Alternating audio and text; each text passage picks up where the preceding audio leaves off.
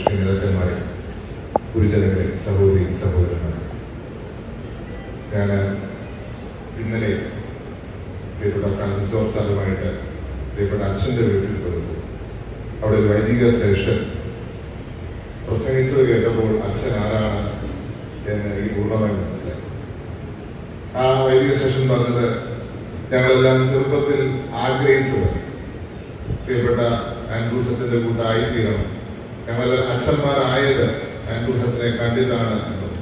അങ്ങനെ സ്വയം ദൈവത്തിന് വേണ്ടി സമർപ്പിതമായ ജീവിതം മാത്രമല്ല, മറ്റുള്ളവരെ കൂടി ദൈവത്തിലേക്ക് അടുപ്പിക്കുവാൻ, അത് ഈ സഭയിൽപ്പെട്ടവരെ മാത്രമല്ല, മറ്റുള്ള സഭയിൽപ്പെട്ടവരെ കൂടി ദൈവത്തിലേക്ക് അടുപ്പിക്കുവാൻ, ദൈവത്തിലേക്ക് ജീവൻ സമർപ്പിക്കുവാൻ, അങ്ങനെ ഒരു ഗുരുഭൂതൻ കൂടിയായി മറ്റുള്ളവർക്ക് ഗുരുവായി മാറിയ അഭിമന്യ അച്ഛനെ ഈ അവസരത്തിൽ സ്നേഹത്തോടെ ഓർക്കുന്നു.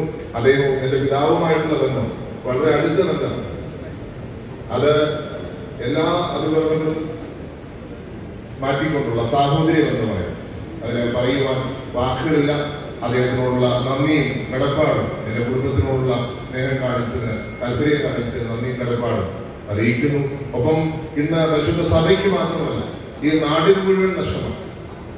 ഈ നാടിന് വേണ്ടി പ്രവർത്തിച്ചു വ്യക്തിത്വം, ഇപ്പോൾ എല്ലാവരും ഒന്നായി കണ്ട് പ്രവർത്തിച്ചു വ്യക്തിത്വം, ആ അഭിനന്ദ പിതാവിന് എല്ലാ ആദരാഞ്ജലികളും അർപ്പിച്ചുകൊണ്ട് ഞാൻ പറഞ്ഞു.